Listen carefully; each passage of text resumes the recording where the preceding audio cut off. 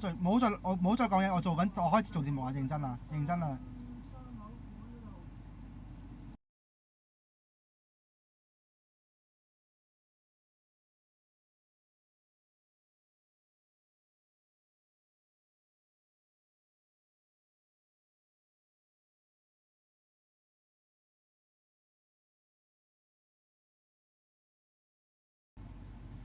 好，歡迎大家收睇今個星期天主教報紙摘要。你睇緊嘅係宗教台嘅節目，我係 Aaron，睇下今個星期嘅報道。先睇下公教報呢一個星期第一則嘅報導，聆聽、了解、送上祝福。天主教香港教區主教周守仁樞機探訪移英嘅香港教友。天主教香港教區主教周守仁樞機7月牧訪移居英國嘅香港教友，聆聽佢哋嘅心聲，並了解佢哋嘅信仰生活近況，給佢哋送上祝福同鼓勵。牧訪英國嘅9日行程由7月5號開始，先後探訪愛丁堡、倫敦、劍橋同伯明翰4個地方。周樞機話：周樞機指出，呢一次行動嘅目的係探訪香港教友，鼓勵佢哋，讓佢哋知道香港教區記掛住佢哋。我要聆聽、了解、學習，多啲去了解佢哋，亦都知道點解移民英國嘅香港教友祈禱同埋陪伴佢哋。周樞機話：香港教友積極有心，希望投入自己堂區，想幫手發熱發光。佢哋積極參與堂區生活嘅同時，亦都希望能夠保留香港人嘅身份。牧訪以愛丁堡開始，7月5號主日抵埗當日，周樞機下晝隨即喺耶穌聖心堂奉獻粵語彌撒，然後與教友茶聚。第二日朝頭早出席教友嘅分享聚會，佢鼓勵教友善用移民之後嘅新空間同新嘅可能性，放下昔日困惑住佢哋嘅不愉快經驗，喺新環境團結起嚟，建設新嘅將來。同日下晝探訪教友家庭。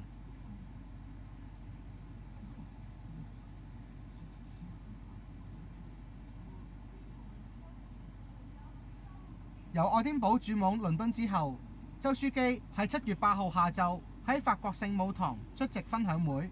聆聽主要來自大倫敦教區嘅信仰小團體代表分享聚會嘅情況同需要。分享會之後，周樞機主持修和聖事，在月同200個教友奉獻彌撒。彌撒當中，周樞機講道時提到，團體要保持多元合一，當中嘅差異不必然係壞事。將力處理得當，可以使團體中嘅關係得以成長，更加多了解同埋共融。7月9號前往威斯敏斯特教區嘅主教府，拜訪出任天主教英格蘭及威爾斯主教團負責移民事務嘅保祿輔理主教。周樞機指出，今次會晤保祿主教，有機會可以更深入地交流意見，感謝佢關心移民嘅問題，亦關顧移居當地嘅香港人。牧訪倫敦之後，喺熱浪當中轉去劍橋。7月10號，同一批香港教友參觀劍橋大學天主教校牧室，由校牧 Paul Kenan 神父接待，更安排到訪皇后學院同聖約翰學院，聆聽服務兩學院嘅聖公會牧師講解學院歷史同故事。喺劍橋，周樞機翌日喺聖母升天記英倫殉道諸聖天主堂同香港青年教友座談，聆聽佢哋嘅英生活，又喺答問環節簡介咗共議同行。下晝主持修和聖善被奉獻彌撒。茶會上，香港教友一齊詠唱香港教區80週年主題曲《傳承》，亦分享咗喺聖神內交談嘅方法，同青少年及長者嘅互助之美。行程嘅最後一站再轉到去伯明翰，喺7月12號下晝同當地主教座堂聽告解同奉獻彌撒。第二日同青年交談，同日嘅夜晚啟程返港。回顧今次嘅行程，周書記話：我鼓勵香港教友咧繼續咧係凝聚起嚟，喺稍作安定之後咧可以繼續發展關社服務，唔好停留於自己，要關心團體以外嘅人士，咁樣先會有力量繼續學去。在與教友嘅分享聚會當中，佢留意到教理培育同團體培育嘅重要性，值得思考咁樣去更好支援佢哋，好能夠有咁合適嘅信仰培育。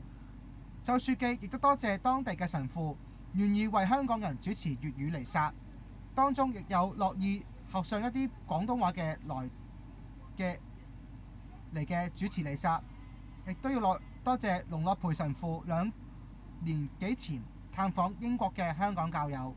更協助愛丁堡成立港人信徒團體。至於劍橋大學之行，留意到天主教同聖公會互有合作，有住美好嘅合一見證。周書記亦都可以同佢哋分享咗香港天主教同聖公會合作嘅訪問。由此可見，大家縱有不同，但仍可互相接納。當分裂出現咗啦，亦可以努力咁處理呢個分裂。呢個合一精神為我哋香港人有一定嘅啟發作用。伯明翰係最後一站，停留2日1夜，包括同朗利總主教同總教區族裔牧民專責神師麥達里蒙籍交流。周書記亦都感謝兩個人好關心香港人，蒙籍更喺好多嘅事情上用心牧養香港家庭。此行嘅見聞相遇，讓周書記多啲體會到英國天主教會有住濃厚嘅教會傳統，呢個係佢嘅內心帶嚟一種帶有創造性嘅張力，教佢接納，繼而係欣賞教會嘅咁多面貌，以及當中嘅多元而合一。周書記強調，由香港而嚟嘅教友冇咁傳統嘅背景，但係大家同地方教會人士可以互相合作，獲得教養，呢個就係教會嘅真實面貌。佢行程當中遇到唔少相識嘅香港教友，佢嘅教生同前教區職員亦都有所感動。佢哋唔少人都喺活動之後同書記問好。善執事就話，據於最近簽證嘅港人狀況嚟講，英國天主教港人牧民協調小組神師單家亮執事提到，大部分經呢個簽證赴英嘅港人已經居英已經滿5年，亦都習慣英國嘅生活同文化，但身份認同仍然覺得係香港人，依舊中意香港嘅文化，特別係懷念港式美食。佢提到，香港教友喺英國各大城市先後成立咗信仰小團體，定期聚會，組織舞蹈班，而未來仍需要加強各地區嘅小組聯繫，籌辦多啲牧民嘅活動。轉睇下第2則報導，係關於香港書展。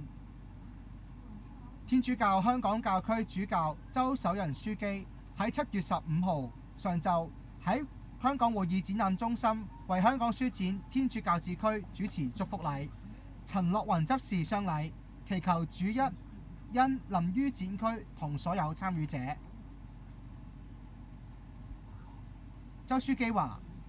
我相信唔少嚟到我哋區嘅朋友，天主教戰區嘅朋友，係尋找人生嘅意義，尋找心靈同埋點樣得到平安與安慰。周守仁書記呼籲眾人作希望嘅傳播者。佢話：若係接待佢哋嘅弟兄姊妹能夠嚟到展區嘅人感受到愛、關懷同尊重，佢哋先會對我哋嘅信仰有信心。有愛就有信心，有信心咧就會有希望㗎。今年嘅天主教展區設有8個攤位，由4個機構共同指出，主題為希望的傳承者，且在天主是愛嘅希望代代相傳，特別鼓勵青年承擔使命，建立公義同行嘅教會。香港書展由7月15號到21號喺灣仔會展舉行。天主教展區設於1號展覽館，攤位係1A 嘅 B16區，歡迎各界人士嚟臨參觀，透過多元化嘅書籍同展品，認識天主教嘅文化同知識，並藉此加深對教會使命嘅理解與共識。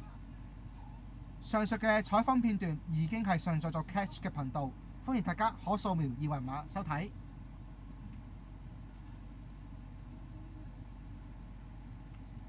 轉睇下第3則嘅報導，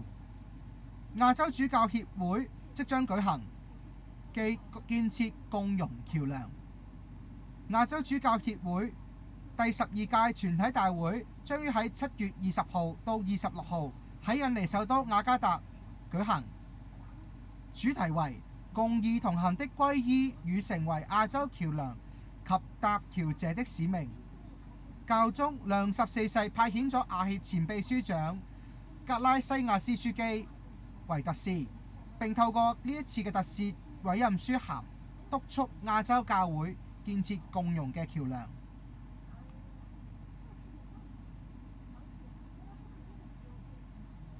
嚟自教宗良14世新嘅偉大人類通諭第16條嘅引述就講：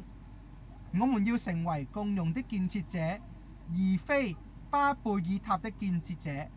我們要成為即將來臨之天國的僕人，而非注定傾倒之高塔的主人。佢鼓勵亞洲教會將天主作為行事嘅焦點，並於抉擇中以人嘅尊嚴為本，唔好懼怕去親手建設我哋嘅時代。教宗亦都引述聖詠第85篇，指出教會團體透過共同承擔責任，嗰啲被棄而不用石頭嘅窮人、病人、移民同最微微者將會成為屋角嘅基石，地上將興起咗一個堅固而好客嘅共同家園。喺嗰度，愛與真理終會相遇，正義與和平將彼此相擁。教宗督促眾人合力建設社會，讓所有人認出天主眼中嘅居所。印尼係全球穆斯林人口最多嘅國家，雅加達總教區積極促進宗教交談、社會發展同國家建設嘅經驗，為亞協嘅全體大會提供咗教會實踐福音使命嘅重要見證。雅加達總教區積極提供教育、醫療、社會服務、人道援助同社區發展等服務，對象不分宗教。雅加達一直係亞洲教會推動宗教交談嘅模範。喺2024年9月，先教宗方濟各牧訪雅加達期間，佢肯定咗印尼教會嘅宗教交談工作，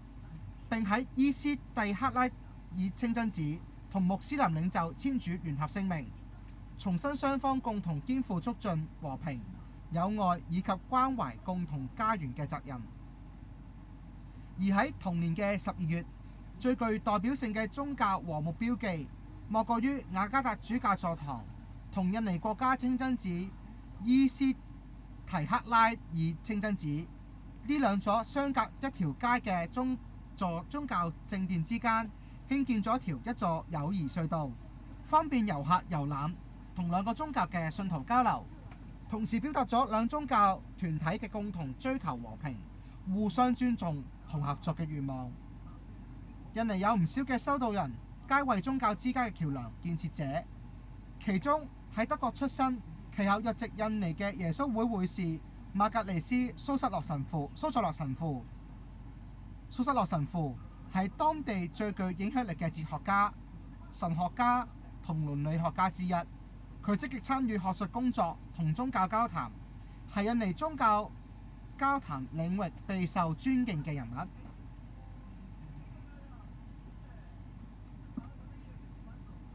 另外，印尼邦加賓港教區主教蘇納爾科就話，馬格尼斯蘇塞洛神父支持咗教會向現代世界開放，擁抱宗教交談、人權、宗教自由、民主同科學。當地大學伊斯蘭政治思想教授穆利亞就指出，馬格尼斯蘇塞洛神父就唔會將宗教對話單單視為避免衝突嘅工具，而肯定咗為人類喺共同尊嚴基礎上嘅道德責任。亞協係由亞洲區10幾個國家同地區嘅主教團組成，而香港教區亦都係亞協嘅附屬成員。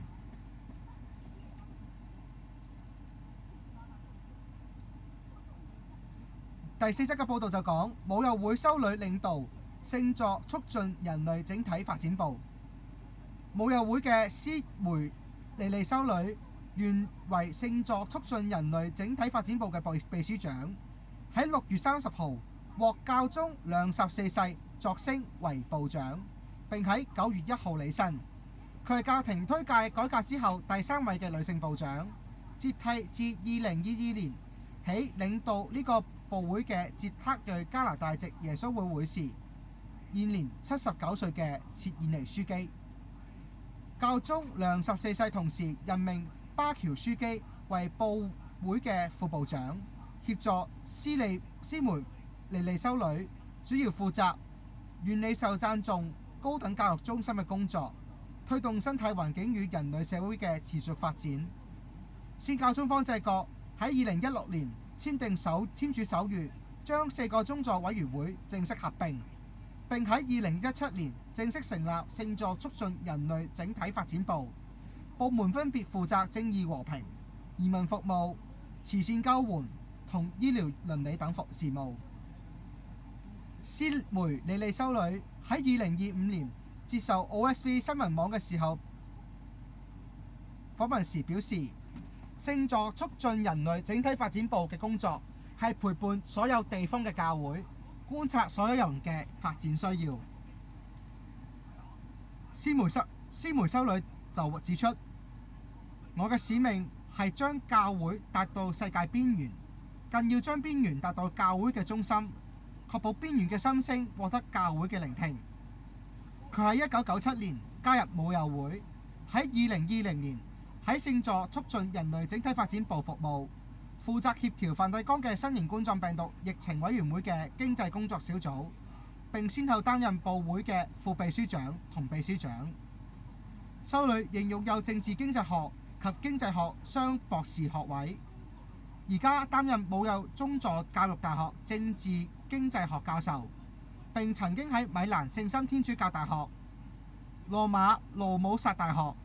宗座慈幼會大學及宗座拉特朗大學任教。而巴喬樞機則係嚟自聖加祿嘅巴榮茂傳教會，多年嚟關懷移民。佢擔任阿根廷布宜諾斯艾利斯嘅總教區移民部負責人，其後領導菲律賓嘅移民中心，並且喺2017年擔任該部嘅移民及難民事務處嘅副部長。先教宗方濟各喺2024年擢升為樞機。而先教宗方濟各其中一個革新嘅方向，就係任命女性出任教廷要職。其中聖體方濟會佩特里尼修女獲委任為梵蒂岡城政府主席。教宗良14世延續佢嘅步伐，今年2月任命聖雲斯會克拉皮奇修女為聖座新聞部嘅副主任，並再委任佩特尼修女為機密資料委員會嘅成員。6月則任命亞爾亞拉多博士為聖座傳播部嘅部長。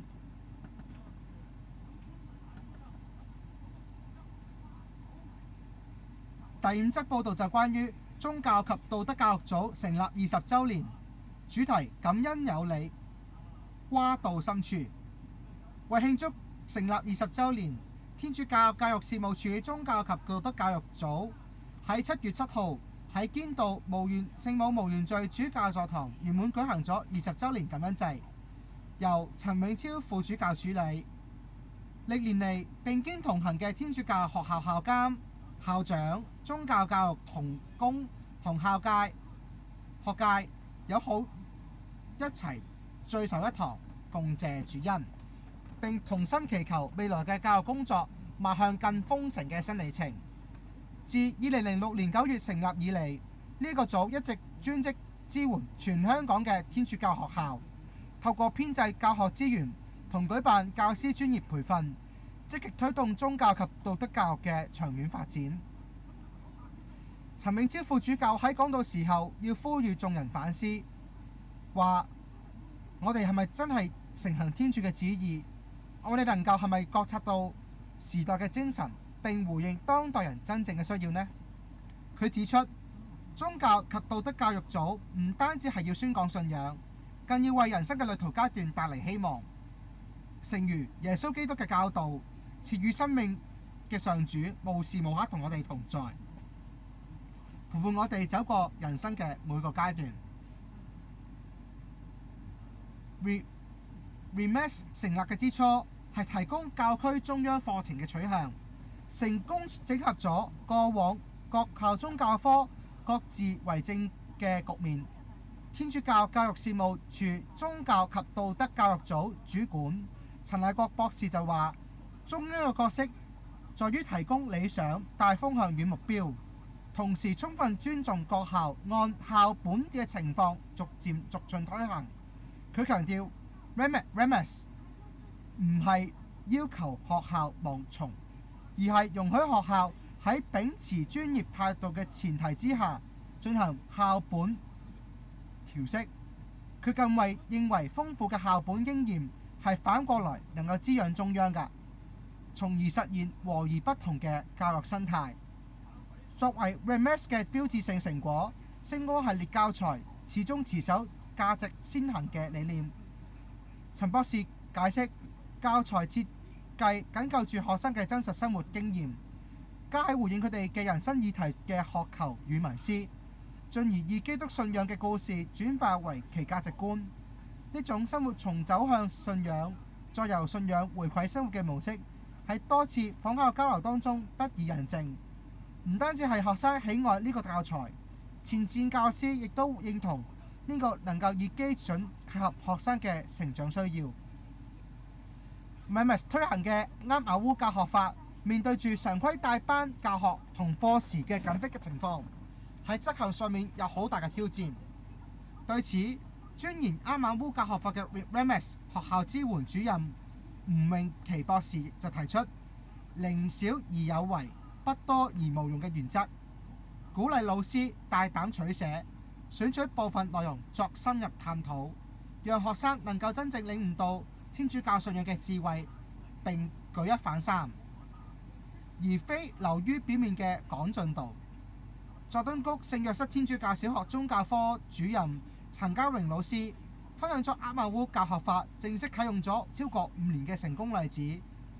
佢觀察到高小學生受老師不加評價嘅態度，同樂於分享同學所需嘅影響，漸漸打開心扉。印象最深刻係睇到一位參加咗信仰小團體嘅小4女生，從好動嘅活躍性格到逐漸願意同老師分享自己生活，聽從老師嘅意見，向天主祈禱，更願意幫助低年級嘅同學。近年隨住全校參與價值教育推行，越嚟越多非教友教師肩負住呢份培育使命。為此 REMAS 近年高度重視對非教友教師嘅培訓。REMAS 學校支援主任劉賢君博士就話，佢哋十分重視對教師嘅培訓，透過喚醒同工共通嘅教育初心，再循序漸進咁引導佢哋體會天主教信仰嘅智慧。佢因為咁話，喺各類嘅工作坊當中，已經清楚體驗到呢份同理同交融獲得前線嘅同工嘅深刻認同。回溯翻20載 ，REMAS 係由單純嘅教材開發者，鋭變成為咗引領價值教育嘅推手。談及未來發展嘅變革，陳博士嘅藍圖跨越咗既有地域與框架，其服務對象將由全港嘅天主教學校延伸到澳門天主教學校，以至其他相關教育機構。喺鞏固現有制度同修訂中央課程嘅基礎上面，未來嘅 REMAS 更將要重於育才與處才，透過物色有心有力嘅教育工作者擔任觀察員，推動學校間嘅經驗分享。該組亦都計劃設立宗教教育先導學校，呢個展現住 REMAS 對下一個10年嘅宏大願景，建立一個充滿活力、互相啟發嘅天主教教育生態圈，讓真理嘅星光繼續照亮每一代嘅學子嘅生命旅途。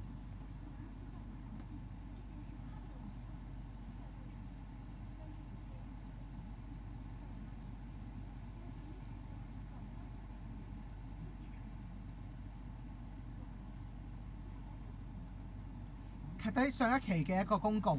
係主教公署公告喺7月6號發出嘅，由當時李良神父寫嘅，包括第一，為委內瑞拉地震災民募捐。委內瑞拉中北部喺6月24號接連發生2次強烈地震，導致建築物倒冧，幾千名嘅居民死亡，傷者更係數以萬計。現時有好多人被困於壓力之下，等待救援。對於災民及救護人員嘅表達關懷，周書記呼籲信友特別為佢哋祈禱，作為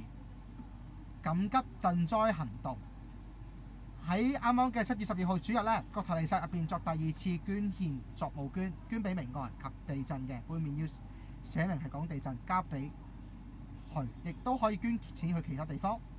另外就係關於第6屆世界祖父母及長者日，按教宗良14世嘅意願，每年嘅世界祖父母及長者日將繼續喺最接近嘅7月26日，即主耶穌嘅祖父母聖約亞敬及聖亞納嘅紀念日嘅主日慶祝。然而，經考慮嚟自世界各地教會團體嘅請求，教宗授權各國主教團可因應牧民需要及各地嘅具體環境，另定該項慶典嘅日期。鑑於每年嘅夏季尤其7月同8月，好多家庭亦都係外遊。為使更多公教家庭能夠有機會同祖父母同長者一同參加呢個慶典，周守仁書記決定今年嘅世界祖父母及長者日第6屆會延後到9月20號主日舉行。至於教區將來會唔會將每年固定日期舉行呢個慶典，就容後公告。上述慶典嘅參考資料將由教區全人發展委員會提供俾各堂區。